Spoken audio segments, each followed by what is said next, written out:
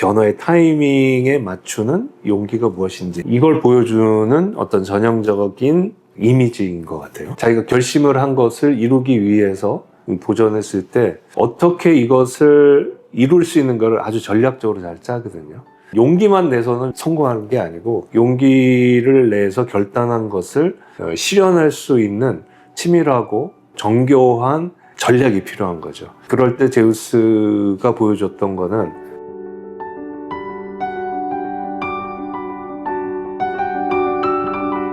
오비디우스에게서는 변화의 타이밍을 읽을 수 있고 사마천에게서는 남의 기준에 갇히지 않는 법을 배운다는 점에서 동서양 고전 사유를 온으로 언어로 풀어내는 지점이 흥미로웠습니다. 지금 이 시대에 가장 필요한 인물을 동서양 각각 한 명씩 추천해 주신다면 누가 떠오르시는지 궁금합니다. 19세기 말 20세기 초엽의 인물인데 들어보셨을 거예요. 루신이라고, 한자어 도금으로는 노신이라고 얘기를 하죠. 근대 중국을 뭐 대표하는 사상가이자 대문호라고 할 수 있는 인물인데 아큐정전이니 광인일기니 이런 소설을 비롯해서 스스로 잡문이라고 명명을 했는데 섭길잡자를 써서 잡하다, 잡스럽다 할 때 잡자인데 자기가 쓰는 수필을 잡문이라고 그렇게 표현을 했어요. 이런 것들이 이제 굉장히 중요한 근대 고전이기도 하고 통틀어서도 고전이라고도 할 수 있는데 이 사람을 제가 이렇게 말씀을 드리는 이유는 자기가 중국 근대에 기여를 하겠다라고 결정한 순간이 한 10대 중반 정도 되는데 이때서부터 죽을 때까지 한 번도 회의하는 거를 놓치지 않았던, 회의하는 삶의 태도라는 그 끈을 놓지 않았던 그런 인물이라고 보여집니다. 그러니까 저만 그렇게 생각하는 게 아니라 이 루신을 연구하는 분들은 아마 제 얘기에 거의 동의를 하실 텐데요. 끊임없이 회의를 합니다. 이렇게 하는 것이 맞는가? 예를 들어서 서구에서 어떤 새로운 문물이나 사조가 들어왔을 때 덥석 그거를 내가 딱 받아들여가지고 야, 이런 거 쓰니까 좋더라. 이런 사고가 있어. 이런 사유가 있어. 야, 대단한데? 이런 식으로 반응하는 게 아니라 사람들이 좋다고 하면 이게 왜 좋은 거지? 그럼 지금까지 내가 좋다고 생각하는 것과 비교를 했을 때 얘는 어떤 장점이 있고 어떤 단점이 있는가? 내가 지금까지 좋다고 생각했던 것들은 또 어떤 장점이 있고 어떤 단점이 있는가? 단점끼리 비교해보고 그런 어떠한 과정을 더디지만 그런 과정을 끊임없이 밟으면서 고로 지금 내가 갖고 있는 좋은 것보다는 새로운 좋음을 받아들이는 게 낫다라고 판단이 되면 받아들이고 그렇다고 해서 지금 내가 갖고 있는 좋음을 다 버리는 건 아니고 그 좋음에서 여전히 유의미한 것들은 무엇인가라는 그런 물음을 던지고 아까 김원 선생님께서 물음을 던지는 힘이 질문이 중요하다라고 말씀하신 것처럼 진짜 이 양반은 돌아가실 때까지 한 번도 그런 식의 질문을 던지는 거를 놓지를 않으셨던 분인 것 같아요. 그런 점에서 진짜 이 시대에 정말 필요한 그런 삶의 궤적을 보여주고 삶의 방식을 보여줬던 분이 아닌가. 그래서 이제 루신이라는 사람을 추천을 하고 한 분이라고 했는데 근데 말고 저 옛날에는 이런 식의 삶을 산 사람이 없나. 너무 고리타분하긴 한데요. 제가 보기에 공자도 거의 비슷하게 끊임없이 질문을 던지면서 돌아가실 때까지 살았던 사람인 것 같습니다. 이 시대에 필요한 인물, 오래된 현재로서의 고전에서 특히 서양 고전에서 가장 이상적인 모델을 저는 제우스로 보거든요. 제우스 하면 우리에게 많은 오해가 있잖아요. 바람둥이, 변덕스럽고 지멋대로 하고 근데 그 모든 모습 속에서도 우리 인간의 그냥 욕망과 인간의 모습, 참모습을 볼 수 있는 점도 있지만 왜 그들이 그런 엉뚱하고 막 제 멋대로인 것 같고 자기 욕망에 충실한 제우스를 최고의 신으로 그리스 로마인들이 섬겼고 그 전통을 계속 가지고 왔을까?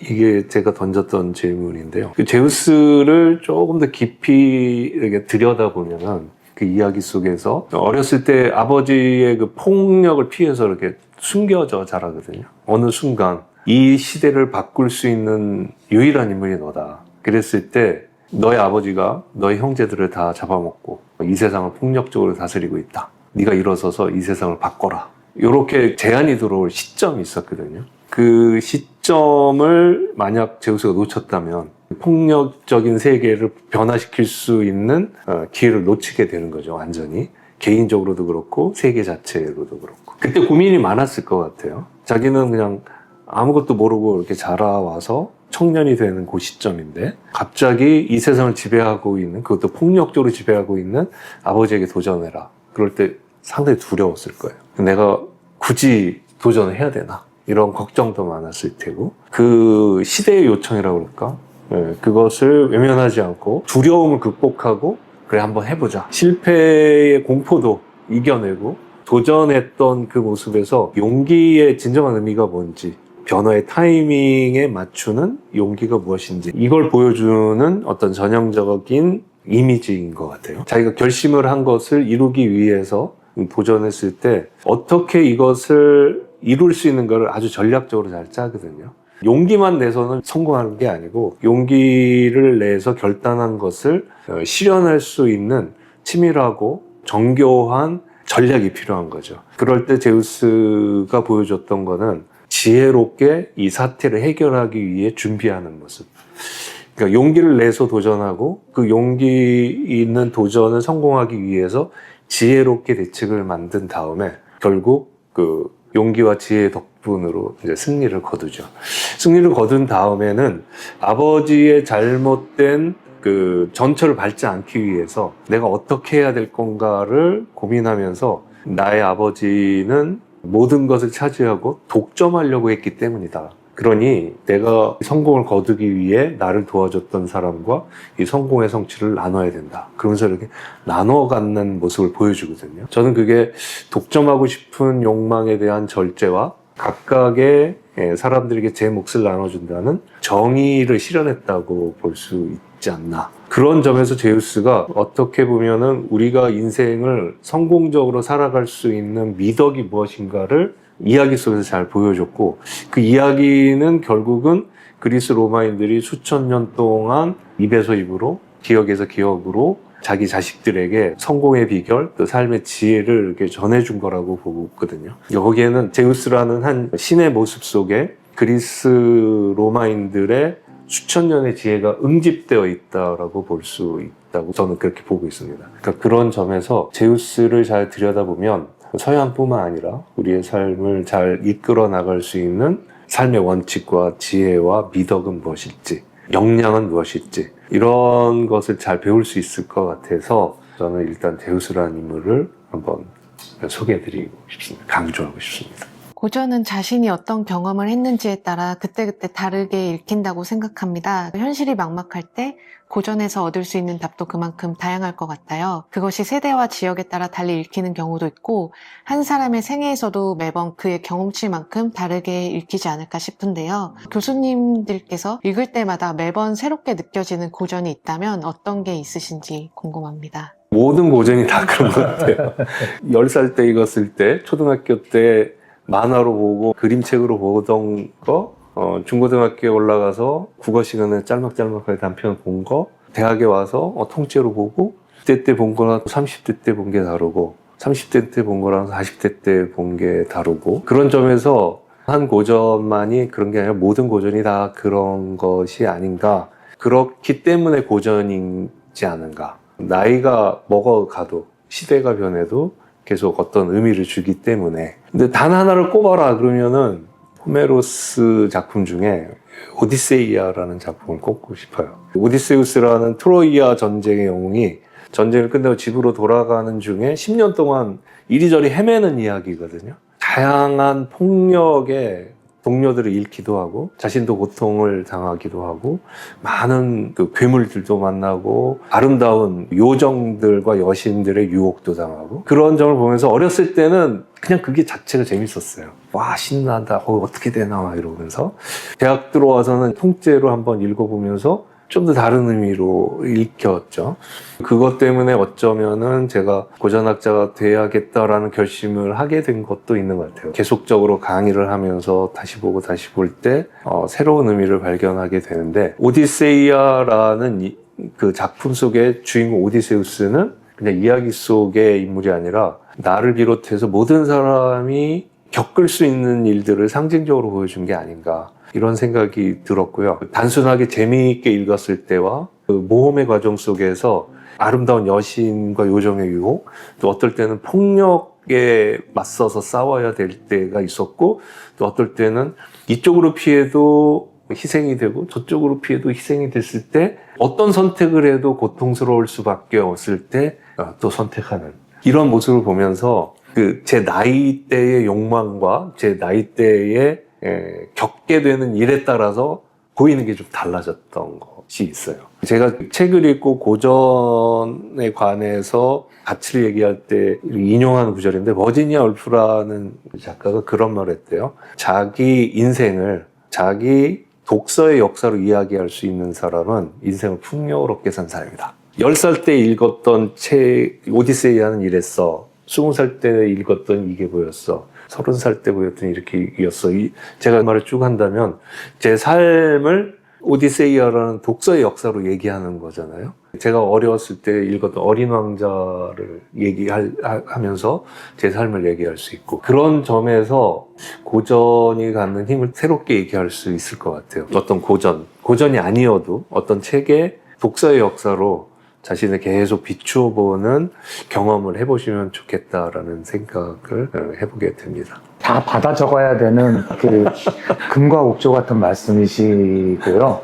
그 점에서 저도 마찬가지입니다. 한 권을 꼽는다라는 게 참 힘들거든요. 가장 좋아하는 사람 한 명 꼽아 그러면은 그건 오히려 쉬울 수 있을 것 같은데, 이 책에서도 가장 많이 제가 아마 활용을 했던 동양 고전은 논어일 겁니다.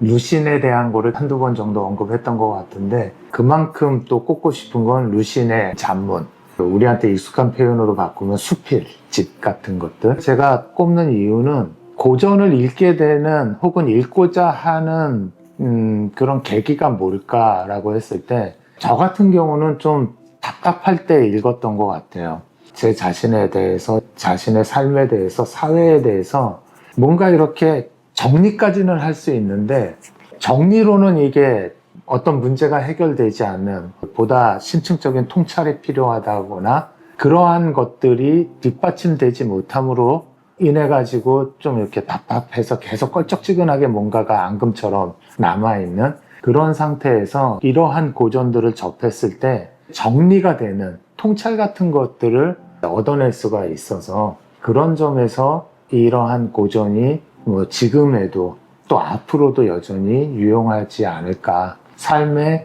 통찰을 여전히 준다라는 차원에서 논어 혹은 뭐 루신의 잡문 같은 경우를 이렇게 꼽고자 합니다. 책의 목적 키워드에서 시시포스 신화와 연안 박지원 문장을 예로 들어주셨는데요. 서로 다른 고전인데 결국 메시지가 인식의 전환으로 읽히더라고요. 두 분께서 보시는 동서양 고전의 공통점과 차이점, 어떤 게 있을까요? 그리스 로마 신화 얘기하면서 서양 고전을 읽을 때 가장 많이 느껴지는 게 도발성이거든요. 뭔가 그냥 있는 그대로를 있는 것에 일단은 순응을 하고 조화를 이루려고 노력하기보다는 내가 왜? 막 이런 식의 질문을 많이 던지는 거예요. 이게 무슨 가치가 있어서. 도발이라는 말은 다른 말로 하면 비판적이고 도전적인 의식이라고 할 수 있고, 그런 점에서 자꾸 버성김, 갈등 이런 것들이 긍정적인 메시지나 키워드로 이렇게 승화되는 경우도 있고, 서양 고전에서 제가 가장 많이 느끼는 거예요. 동양 고전도 물론 그런데 제 김어래 선생님 옆에 이렇게 붙어서 기웃기웃거리면서 저도 읽고 질문하고 느낀 게, 동양 고전은 도발성보다는 상대를 이해하려고 하고 이 세상을 이해하려고 하고 거기에 이렇게 흡수되려고 하고 조화를 이루고 동화되려고 하는 노력을 더 많이 한다는 느낌을 받았어요. 그러니까 서양 애들의 그 건방진 태도라 이렇게 비교해서는 상당히 점잖고 품을 넓게 가지려고 하는 것 같은 그런 생각이 들어서, 제가 느끼는 거는 서양 고전의 그런 도발적인 비판적인 정신과 동양 고전은 자꾸 이해하고 품고 젖어들려고 하는 그런 느낌을 느낄 수 있다라고 말씀드릴 수 있을 것 같고, 물론 반발이 있습니다. 서양 고전에도 충분히 그런 게 있어. 동양 고전적인 게 있어. 저도 오케이. 그리고 뭐 동양 고전도 만만치 않아. 굉장히 날카로워. 그러면 그것도 오케이인데, 그냥 제가 전반적으로 그런 느낌의 차이는 있다. 이렇게 말씀드릴 수 있을 것 같고, 공통점은 그냥 저는 사랑인 것 같아요. 이 도발적인 질문이나 비판도 세상을 사랑하고 이 세상을 사랑하고 나를 사랑하고 내 삶을 사랑하기 때문에 던질 수 있는 열정에서 나온다고 보거든요. 동양구조는 더 그런 점에서 더 사랑이란 느낌이 있죠. 이 세상을 좀 품고 내가 좀 참고 상대를 이해하려고 그러고 조화를 이루려고 그러고, 이런 것을 보면 두 고전의 가장 밑바탕에 있는 거는 나와 내 이웃과 이 세상에 대한 사랑이 근본적으로 깔려 있지 않나. 그게 이제 어떤 양태로 나타나느냐가 여러 문화적, 역사적, 지리적 차이에서 나오는 게 아닌가. 아주 단순하게 도식화시키면 저는 그렇게 말씀드릴 수 있습니다. 김원수 선생님께서 사랑이라고 표현을 하신 거를 관심이라는 말로 좀 바꿔서 표현하고 싶은데요. 그러니까 사람에 대한 관심, 삶에 대한 관심, 자연에 대한 관심. 그게 이제 뭐 우주에 대한 관심일 수도 있겠고요. 태어나서 죽는 딱 그 행시적인 삶만 사는 것이 아니라 역사라는 말로 대변되는 저 옛날서부터 쭉 흘러오고 또 인류가 존재하는 한 계속 지속될 수밖에 없는 그 미래까지 이어지는 그런 어떤 통시적인 그러한 삶에 대한 관심, 영생에 대한 관심으로도 표출되고 그럴 수는 있겠죠. 저는 그러한 삶, 그러한 관심들, 그러한 대상들에 대한 관심을 표명한 건 동양이나 서양이나 거의 비슷하지 않을까. 그런 거를 이제 어떠한 각도에서 포착을 하고 그러한 관심을 어떻게 풀어가느냐라는 차원에서 보면 확실하게 차이는 있는 것 같아요. 예를 들어서 삶이라고 할 때 사람이 왜 사는가, 뭐를 위해서 사는가, 이런 질문들을 이쪽이나 저쪽이나 다 던졌다라고 보여지는데요. 서양에서는 예컨대 답으로 나오는 게 좋은 삶이다. 한자권 동양을 갖고 말씀을 드리자면 이쪽에서는 좋은 삶이라는 화두보다는 선한 삶을 얘기를 하거든요. 어떻게 하면 도덕적으로 살 수 있느냐. 좋은 삶도 도덕적인 삶이 될 수 있죠. 그런데 분명히 다른 것 같아요.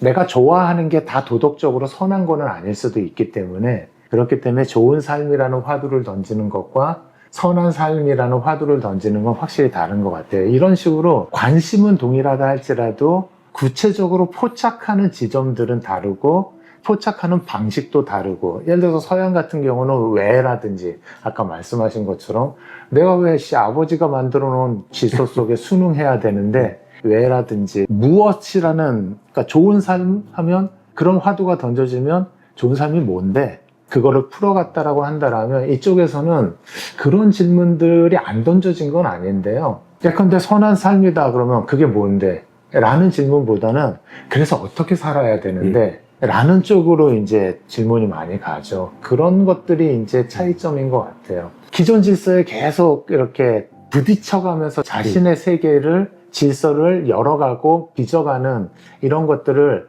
부친 사례 전통이라는 그런 표현으로도 서양 문화 역사 속에서는 쓰는데, 한자권의 이 동양에서는 그런 전통은 없다라는 거죠. 오히려 효가 너무너무나도 강조가 되다 보니까 아까 말씀하신 것처럼 어른 말씀 잘 들어야 돼. 전면화되어 있죠. 그러다 보니까 확실히 부친 사례 전통이라는 말로 이렇게 포착할 수 있는 그런 사례 같은 것들이 이 동네는 분명히 훨씬 적은 것 같아요. 그렇다고 변혁이나 이런 것들이 없었던 건 아니거든요. 사실 역사 전개에서 변혁이 없으면은 어떻게 역사가 계속 이어져 갈 수 있겠습니까? 변혁은 일어났는데 서구에서 또 부친 사례 전통이다라는 식으로 그런 어떤 문화적인 분위기, 그런 것들은 없었다라는 거죠. 이런 것들을 차이점으로 또 말씀드릴 수 있을 것 같아요.